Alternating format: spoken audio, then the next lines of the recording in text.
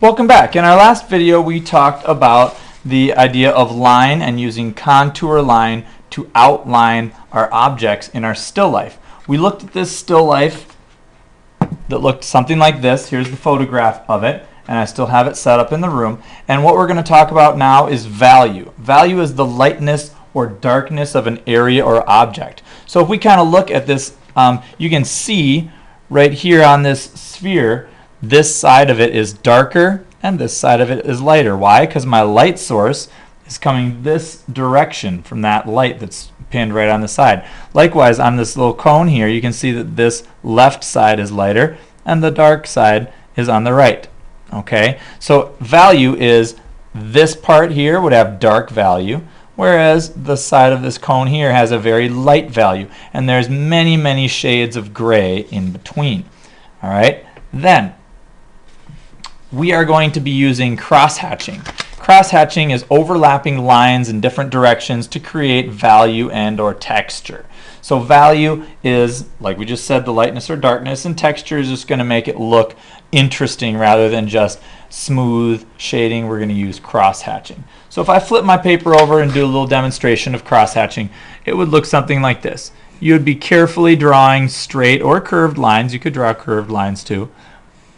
And then overlapping lines in an opposite direction. And when you look at those, then it's a darker value depending on how many lines you put over the top of each other. Okay? So that's what crosshatching is. If you want crosshatching to be a contour line and come around the edge of your shapes, that's fine. If you want it to just be straight, that's fine too. So if we look at my still life out here, where I still have it set up, you can see those values just like I showed you on the iPad. And we can then use that to show our values on our paper. So number one, I'm going to look for the darkest dark. The darkest darks are the front of this cube, the edge of this sphere, and this area behind my duck there. Sorry, turkey. So I'm going to start by crosshatching those pieces in with just some very closely together put lines. Notice I'm going slowly, I'm going carefully. It's almost like coloring, but I'm being careful to use strong lines here. Also, we talked about this part here, so I'm going to just start filling this part in with lines to make that area dark. And then I'm going to crisscross back over this direction. And you can see how I can make that darkness of value by crisscrossing the lines over one over the top of each other.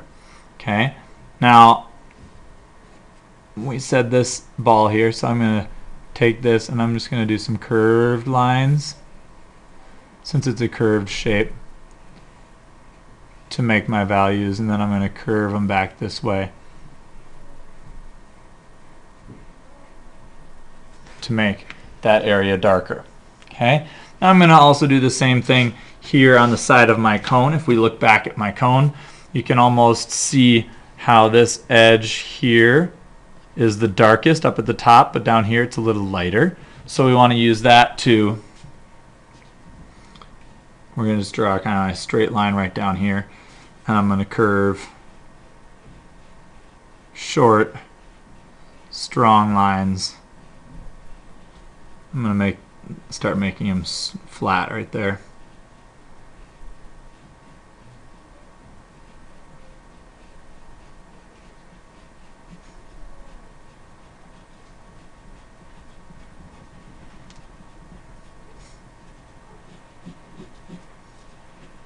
Okay, so I've kind of chosen like my main darkest dark areas. Probably right down here by the bottom of the, the bottom of the cone is very dark as well, and it kind of travels over into the sheet.